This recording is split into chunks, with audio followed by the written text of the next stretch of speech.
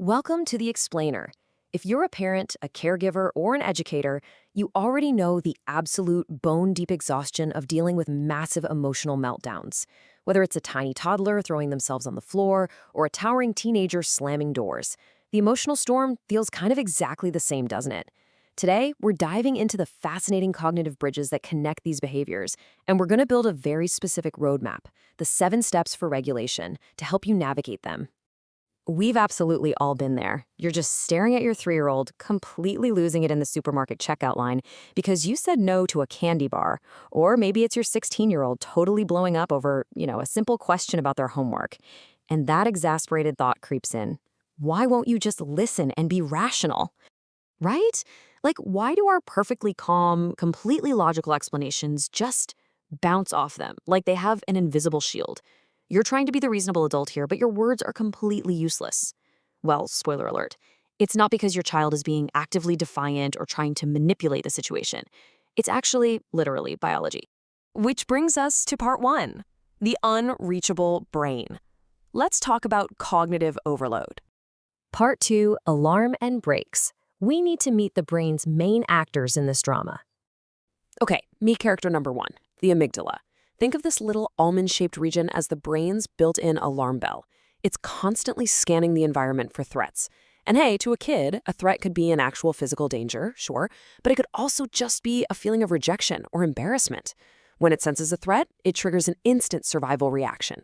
So the amygdala gets fully active, highly reactive, instantly pumping out stress hormones like cortisol and adrenaline to fight or flee, way before logic even has a chance to boot up. Now meet character number 2. The brakes. That's the prefrontal cortex, the part of the brain responsible for logic, planning, and impulse control. And here is the core mismatch happening inside our kids. The alarm bell, the amygdala, is fully online. In fact, it reaches its absolute peak reactivity during adolescence. But the brakes? They don't actually finish construction until the mid-20s. Literally mid-20s. We're expecting adult-level emotional braking systems in brains that just physically haven't finished building them yet. The renowned researcher, Dr. Dan Siegel, actually calls this flipping the lid. When that alarm bell goes off and the stress hormones just flood the system, it literally blocks access to the logical, reasoning part of the brain. The connection is severed. Actually, think of it as hitting a biological wall, not a behavioral one. Any sentence you start with, "Why don't you understand?" is completely lost because the logical brain is just temporarily closed for business. All right, part 3, toddler versus teen meltdowns. It's the exact same storm, just a different landscape. So the underlying biology is the same, but how it actually plays out in your living room? Vastly different. A toddler basically has a brand new engine with 0 brakes installed. A teen has a high-powered sports car engine with incredibly unreliable brakes. For toddlers, triggers are usually immediate and concrete, like hunger or fatigue, and the storm passes pretty fast with physical comfort. But teens? Their triggers are complex social and existential threats, identity stuff, embarrassment. And because their brains are slightly more developed, they can ruminate, meaning a teen meltdown can last for hours, sometimes days. But notice the immediate need for both. Neither of them needs a lecture. They both desperately need validation and safety. So how do we provide that safety? That brings us to part 4, the 7 steps for regulation. This is our core focus today, your actual roadmap out of the storm. But wait, before we actually walk those 7 steps, we have to understand the foundational concept of co-regulation.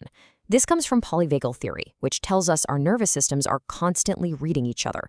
Co-regulation is where a calm adult nervous system literally infects and soothes a dysregulated child's nervous system. Calm is contagious, right? You have to actively loan them your calm through your physical presence, your tone of voice, your body language. Because if you meet their chaos with your own chaos, that alarm bell just rings louder. Okay, let's walk this bridge together. The first half is all about your initial reaction.